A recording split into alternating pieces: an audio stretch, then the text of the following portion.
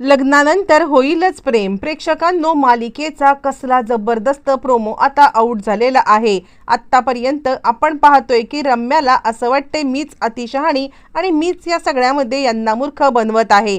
पण हुशार काव्या, मानिनी आणि नंदिनी या तिघींनी मिळून जो काही असा प्लॅनिंग केलेला आहे आणि त्या प्लॅनिंगच्या मुळे आता बरोबर इकडे रम्याचे 3:13 वाजलेले आहेत आणि या रम्याला धडा शिकवण्यासाठी मात्र आता खूप मोठं कारस्थान रचत इकडे आता मानिनीने थोबाड फोडत दोघींना, रम्या आणि वसू त्यासोबत आता मात्र इकडे विजय या तिघांना सुद्धा आता घरचा आता रस्ता दाखवलेला आहे. नक्की काय घडलंय, कसं घडलं, सगळं सविस्तरपणे पाहूया. छोटूसा व्हिडिओ अजिबात चुकवू नका.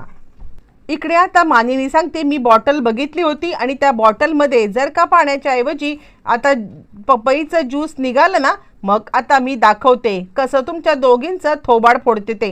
असं म्हटल्यावरती मानिनी रूममध्ये गेले आणि रूममध्ये गेल्यावरती इकडे आता रम्या थोडीशी गडबडलेली आहे. रम्या गडबडते आणि तिचा हा चेहरा इकडे काव्याने पाहिलाय. काव्याला 100% विश्वास आहे की हे रम्याशिवाय दुसरं कुणाचं कामच नाहीये. हे सगळं रम्याने केलेलं आहे हे तिला माहिती आहे आणि त्याच कारणासाठी मग आता ती इकडे लगेचच वाट पाहते आहे मानिनीच्या येण्याची. पण मानिनी ज्या बॉटल घेऊन परत येते आणि त्याच वेळेला रम्या आता सांगायला लागते, आहे का बॉटलमध्ये ज्यूस? रम्या थोडीशी घाबरलेली आहे. कदाचित ज्यूस असू शकतो कारण तिने ती बॉटल साफ केलेली नाहीये. पण त्या वेळेला आतमध्ये पोहोचत आता वसूने ती बॉटल साफ करून ठेवलेली असते. तिला माहिती असतं की जर का मानिनीने ही बॉटल पाहिली तर मोठा गोंधळ होईल किंवा या सगळ्यामध्ये आता रम्याचं भांडं फुटेल. म्हणून आता ऑलरेडी वसूने ती बॉटल धुवून ठेवलेली असते आणि त्यानंतर मग आता लगेचच सांगायला लागते, ती म्हणजे मानिनी, बॉटलमध्ये तर काहीच नाही आहे, पण मला खात्री आहे की हे सगळं तूच केलेस. त्यावरती लगेचच विजय म्हणतो, हे काय मामी, म्हणजे आता तुम्ही माझ्या बायकोवरती असे आरोप केलात ना, तर मी ऐकून घेणार नाहीये. म्हणजे ती काही बिचारी तुम्हाला बोलत नाहीये तर आता तुम्ही तिच्याबद्दल काहीही बोलाल. आत्तापर्यंत ती एकटी होती, तुमचे अत्याचार सहन करत होती, पण यापुढे करणार नाही. आणि त्यावरती वसू म्हणते, अगं काय पुरावा काय आहे तुझ्याकडे? वसू आता मनातल्या मनात खुश झाले, बरं झालं वेळेवरती पोहोचत मी आता हे सगळे पुरावे नष्ट केलेत. आता ह्यांच्याकडे कोणता पुरावाच नाहीये, तर आता पुरावा नसल्या कारणाने हे काही बोलू शकत नाहीयेत. नंदिनी आणि काव्या दोघींना सुद्धा माहिती आहे की या सगळ्यामध्ये आता इकडे हे सगळं नाटक चाललंय किंवा आता हे दोघं खोटं बोलतायत. पण तरी सुद्धा पुरावा नसल्याच्या अभावी मात्र आता हे दोघं जण काही बोलू शकत नाहीयेत. आणि त्याच नंतर मग आता काव्या विचार करते, नाही आता मात्र धडा शिकवायला पाहिजे. विजय म्हणतो, हे बघा, मुळातच या सगळ्यामध्ये माझ्या बायकोवरती आत्तापर्यंत अनेक खोटे आरोप केलेले आहेत, पण आता हे खोटे आरोप मी सहन करणार नाहीये. तुम्ही काहीही झालं तरी सुद्धा मग आता तुम्ही या सगळ्यामध्ये माझ्या आता रौद्र रूप बघाल. यावरती मानिनी सांगते, ठीक आहे, तुम्हाला जे करायचं ते करा, पण मी या प्रकरणाचा सोक्षमोक्ष लावणार.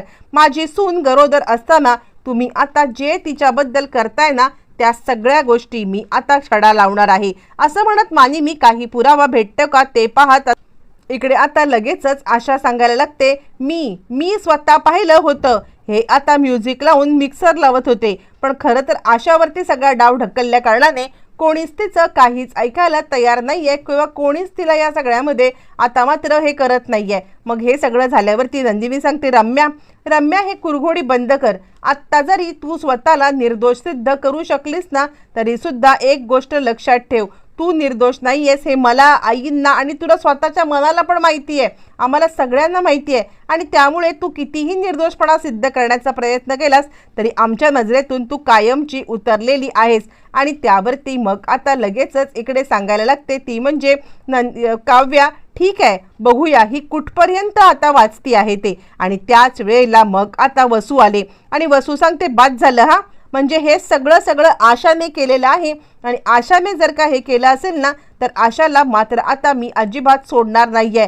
मुळातच या सगळ्यामध्ये आशाने हा सगळा प्रकार करून माझ्या रम्याला अडकवायचा प्रकार केलाय. आशा बोल, तुला कोणी हे सगळं करायला सांगितलं? आशा बिचारी गयावया करते आहे, मी काही नाही केलेलं आहे, उगाचच तुम्ही मला या सगळ्या प्रकरणामध्ये अडकवताय. यावरती वसू म्हणते, अगं चोर तो चोर वरती शिरजोर, तुला अशी ऐकणार नाहीयेस, तुझं असं थोबाड फोडते ना की त्यानंतर तुला आता चांगलीच अद्दल घडेल, असं म्हणत चिडलेली वसू आता तिच्या अंगावरती चप्पल घेऊन धावत चाललेली आहे. आणि त्याच वेळेला जेव्हा वसू चप्पल पुढे करते आणि त्याच वेळेला आता इकडे काव्या ती चप्पल वरच्यावरती पकडते आणि खबरदार जर का आता हे सगळं आशाने केलेलं आहे तर आता आशाच्या पायाला किंवा चपलेला एखादी बी चिटकायला पाहिजे होती ना.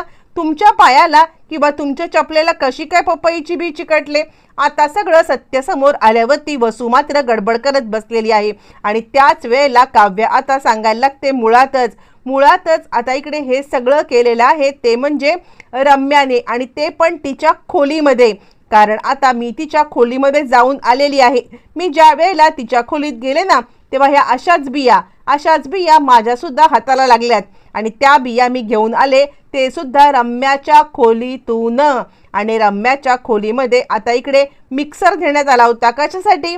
यावरती रम्या म्हणते नाही. यावरती काव्या सांगायला लागते तू कितीही खोटं बोललीस ना तरी सुद्धा मिक्सरला जे वाटण केलं होतं ना त्या वाटणाचे डाग आता तुझ्या इथे टेबलवरती पडलेले आहेत. चला सगळ्यांना मी दाखवते. बापरे, आता मात्र इतका मोठा गहजब झालाय. सगळेजण रम्याच्या खोलीमध्ये आलेत. रम्याच्या खोलीत आल्यावरती सगळ्यांनीच मात्र आता तिथे चिकटलेल्या बिया आणि त्याचबरोबर तिथे आता चिकटलेले वाटणाचे अवशेष हे सगळं पाहिल्यावरती मात्र आता एकदम डिटेक्टिव्ह सारखीच सगळी आता खुलासे होत चाललेले आहेत. आणि आता रम्या या सगळ्यामध्ये बरोबर रीतीने अडकत चाललेली आहे प्रेक्षकांनो. आणि त्यानंतर चिडलेली आता मात्र मानिनी सांगायला लागते बाद झालं. याआधीच वसू वंश तुम्हाला मी सांगितलं होतं की माझ्या दोन्ही सुना प्रेग्नंट आहेत आणि हा तुमचा जावई आणि ही तुमची नतद्रष्ट मुलगी जर का माझ्या आता या दोन्ही सुनांना त्रास देण्याचा प्रयत्न करेल तो तुमचा या घरातला शेवटचा दिवस असणार आहे. आणि आज तो दिवस उजाडलाय कारण पुराव्यासकट सिद्ध झालेला आहे की तुम्ही दोघींनी मिळून आता या विजयच्या मदतीने तुम्ही आता हा पुढचा डाव रचलेला आहे आणि त्यामुळे तुम्हाला माफी नाहीये. आत्ताच्या आत्ता इथून चालते व्हा. त्यावरती जरा ओरडूनच रम्या इकडे सांगायला लागते हे बघ मामी, हे घर आमचं सुद्धा आहे. तू आम्हाला इथून अशी बाहेर काढू शकत नाहीयेस. काही झालं तरी सुद्धा कायद्याने आम्ही या घरात राहणार म्हणजे राहणार. यावरती चिडलेली आता मात्र मानिनी सांगते तू कायदा मला सांगणार आहेस का? मला कायदा सांगायच्या आधी ना तुला आता जेलमध्ये नाही ना पाठवली तर मला सांग, मला कायदा सांगू नकोस असं म्हणत तिने आता रम्याचं थोबाड फोडले. हे बघ कोणताही कायदा या सगळ्यामध्ये मला आता अडकवू शकत नाहीये. माझ्या दोन सुना या आता मोठ्या मुश्किलीने या आता स्टेजवरती आल्यात.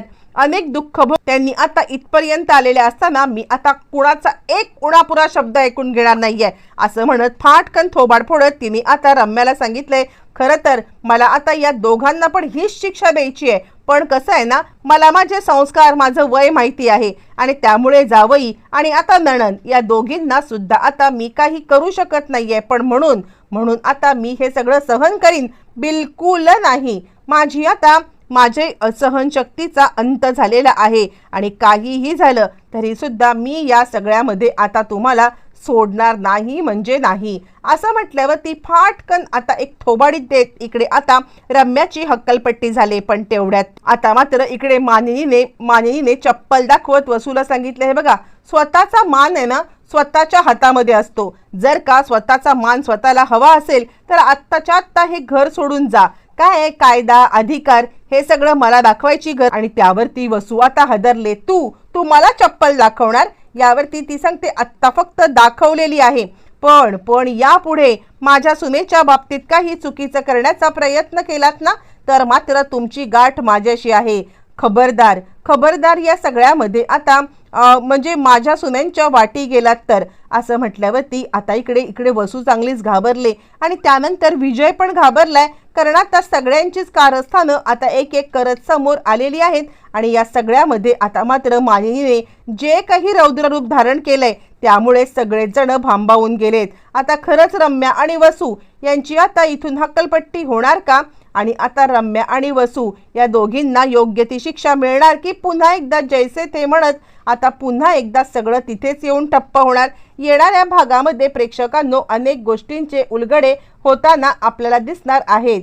असेच एपिसोड पाहण्यासाठी चॅनलला सबस्क्राईब करा. येणारे भाग अजून जबरदस्त असणार आहेत.